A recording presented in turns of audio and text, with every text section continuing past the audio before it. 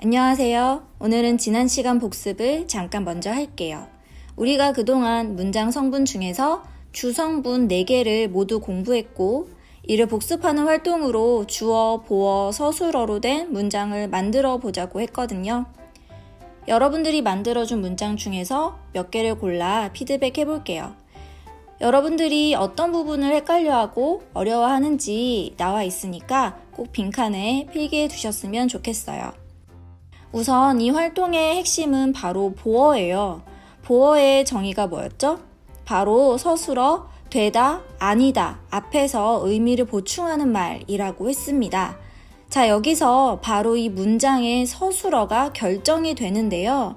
여러분이 만든 문장의 서술어가 되다, 아니다 둘 중에 하나여야 하고, 다시 말해서 되다, 아니다 라는 서술어가 있어야지만 보어를 쓸 수 있게 되는 거죠. 그래서 1번과 2번 문장은 서술어부터 틀린 게 됩니다. 사실 1번 문장은 우리가 다음 시간쯤에 배우게 되는 내용이 미리 나와버린 건데요. 제가 밑줄을 키가 크다에 그어 놓았죠. 사실 이 문장은 서술어가 2개 겹쳐있는 구조고요. 자세한 설명은 다음번에 하도록 하겠습니다. 어쨌든 되다 아니다 라는 서술어가 없고요. 2번 서술어는 중학생이다 이 부분이 서술어인데요. 서술어의 3가지 종류 어찌하다, 어떠하다, 무엇이다 중에서 무엇이다에 해당되고요. 체험 플러스 이다의 구조를 가진 서술어입니다. 주어 플러스 서술어 구조의 문장이에요. 당연히 보어가 없는 거죠. 3번과 4번이 바로 조건에 맞는 정확한 문장입니다. 3번의 서술어는 아니다, 주어는 나는, 보어는 아니다를 보충하고 있는 신이가 되고요. 4번은 조금 변형이 있는데 서술어가 좀 길어 보이지만 되다라는 본 용언에 무엇 가고 있다 라는 보조 용언이 결합한 형태라서요. 이 보조 용언은 되다라고 하는 본 용언에 속해 있는 거라 한 덩어리로 취급합니다. 그래서 되어가고 있다에 쭉 밑줄 긋고 서술어라고 하시면 되고요. 계절은 이 주어 그리고 되다의 의미를 보충해주는 겨울이가 보어가 됩니다. 중요한 내용이니까 꼭 필기하시면서 복습해 주시고요. 그럼 오늘 진도 나가겠습니다. 드디어 교과서 157쪽입니다. 문장 성분 중에서 부속 성분을 볼게요.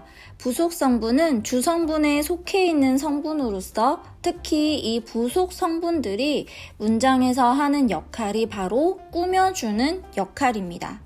주성분이 바로 문장에서 필수적인 역할을 한다, 생략할 수 없다는 것이 특징이라면 부속 성분은 문장에서 뭔가를 꾸며주는 역할을 한다는 것인데 무엇을 꾸며주냐에 따라서 관형어와 부사어로 나눌 수 있습니다.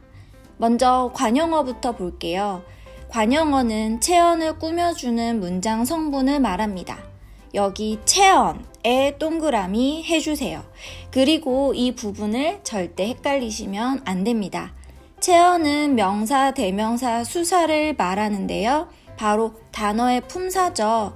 그러니까 지금 관형어가 수식하는 건 주어, 목적어 이런 문장 성분을 수식하는 게 아니라 그 안에 있는 단어 중에서 명사, 대명사, 수사 이 셋을 묶어서 체언을 수식한다는 말이에요.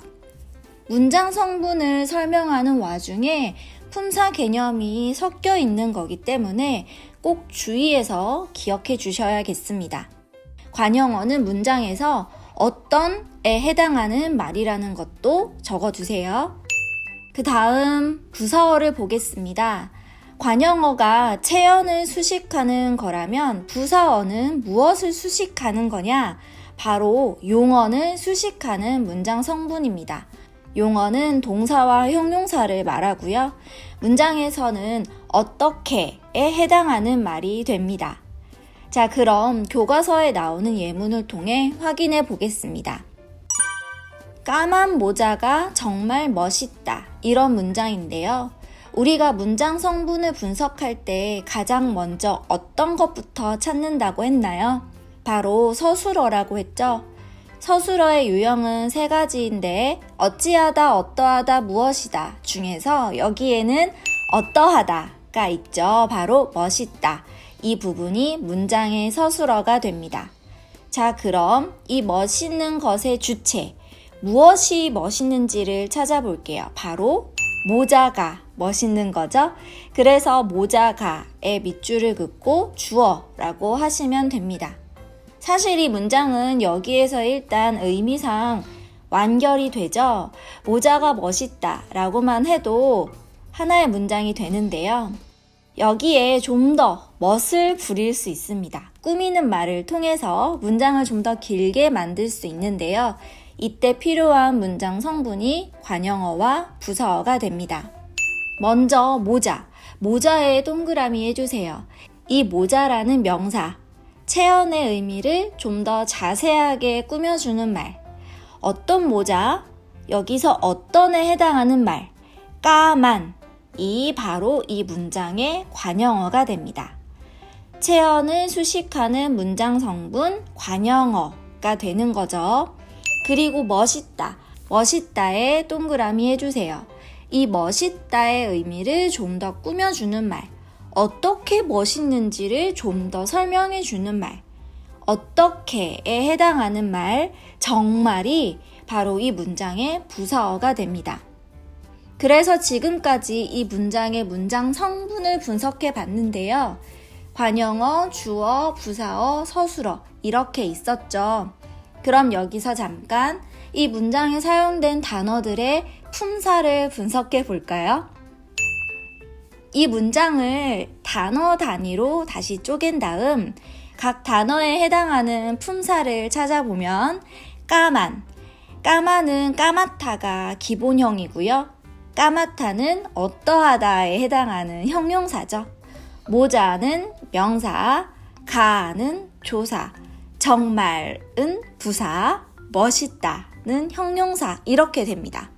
다시 말씀드리자면 문장 성분은 어로 끝나는 말들이고요. 품사는 사로 끝나는 것들이라고 했는데요. 특히 정말이라는 말은 문장 성분은 부사 어이지만 품사는 부사 이렇게 분석된다는 점을 꼭 주의 깊게 봐주세요. 자, 여기서 교과서 157쪽 2-2번을 이어서 보도록 하겠습니다.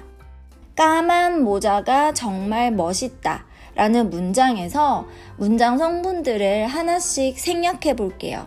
의미에 어떤 변화가 일어나는지 같이 보겠습니다. 까만 모자가 정말 뭘까요?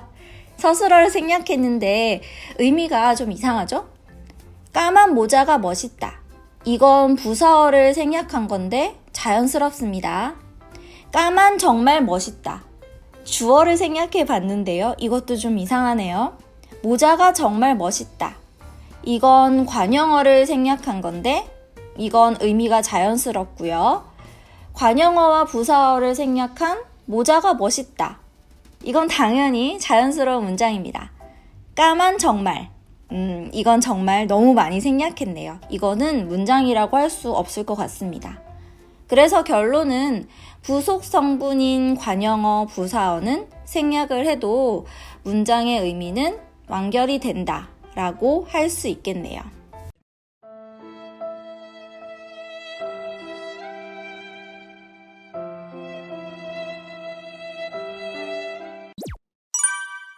그럼 이어서 독립성분 보도록 하겠습니다. 독립성분은 문장의 어떤 문장 성분과도 직접적으로 문법적인 관계를 맺지 않는, 연관이 없는 문장 성분을 말합니다. 지금까지 공부한 문장 성분들은 사실 서로 얽혀 있었거든요. 서술어가 먼저 딱 있으면 그 서술어의 주체에 해당하는 게 주어, 서술어의 종류에 따라 목적어, 보어가 필요할 수도 있고요. 문장 성분마다 콕콕 박혀있는 체언을 수식하는 말이 관형어, 그리고 서술어에 사용되는 동사와 형용사를 수식하는 말이 부사어, 뭐 이렇게요. 갑자기 복습이 돼버렸는데요. 어쨌든 다 연결이 되어 있었어요. 근데 독립성분은 그냥 따로 있는 겁니다. 여기서 여러분들이 표시하실 부분은 독립어의 유형인데요. 문장에서 부름, 응답, 감탄 이 세 종류에 해당하는 말이 독립어다 라고 보시면 되겠습니다. 교과서 예문으로 설명해 볼게요. 와, 무지개가 떴다 라는 문장이 있는데요. 먼저 서술어부터 찾아봐야겠죠? 이 문장의 서술어는 어찌하다 어떠하다 무엇이다 중에서 어찌하다에 해당하는 떴다가 되겠습니다. 밑줄 긋고 서술어라고 하시면 되고요. 무엇이 떴죠? 이 무엇이에 해당하는 무지개가가 이 문장의 주어가 됩니다. 그런데 와는 뭘까요? 와는 무지개가 떴다라는 말들과 문법적으로 연결되어 있지 않습니다. 부름, 응답, 감탄 중에서 감탄에 해당하기 때문에 이 부분은 독립어가 됩니다. 독립어, 주어, 서술어 이거는 지금 우리 문장 성분을 분석한 거고요. 그럼 이 문장에 사용된 단어들의 품사를 분석해 볼게요. 와, 이건 감탄사고요. 무지개, 명사, 가, 조사, 떴다, 동사 이렇게 됩니다. 문장 성분과 품사를 확실하게 구분해서 정리해 주시면 좋겠습니다. 교과서 157쪽 2-3번을 볼게요. 이 문장에서 와 대신 넣을 수 있는 말을 떠올려 보고 그 말이 다른 성분들과 어떤 관계인지 생각해 보자 라는 문제인데요. 와는 문장에서 독립어니까 독립어에 해당하는 말들이 와 대신 들어갈 수 있겠죠? 독립어는 3가지 유형이 있다고 했어요. 부름, 응답, 감탄. 그러니까 이 부분에 해당하는 것들을 몇 개 예를 들어보면 이런 것들이 있을 것 같습니다. 어머나 무지개가 떴다. 어라 무지개가 떴다. 어머나 어라 이런 것들은 감탄에 해당하는 거겠고요. 응 무지개가 떴다. 아니 무지개가 떴다. 응과 아니 이런 것들은 응답에 해당하죠. 대답이라고 해도 되는데요. 네, 응, 아니 이런 것들도 독립어가 됩니다. 그리고 영희야 무지개가 떴다. 엄마 무지개가 떴다 할 때처럼 영희야 엄마 이런 부른말도 독립어가 됩니다. 그래서 독립어는 문장의 다른 성분 여기서는 무지개가 떴다 라고 하는 주어, 서술어라는 문장 성분들과 문법적으로 관계가 없다. 관계를 맺지 않는다. 이렇게 정리할 수 있을 것 같습니다. 분량이 좀 애매해서 157쪽에 있는 내용들을 전부 다 설명을 했더니 평소보다 분량이 조금 길어졌습니다. 오늘 내용도 복습 잘 하시고요. 다음 시간에 만나요.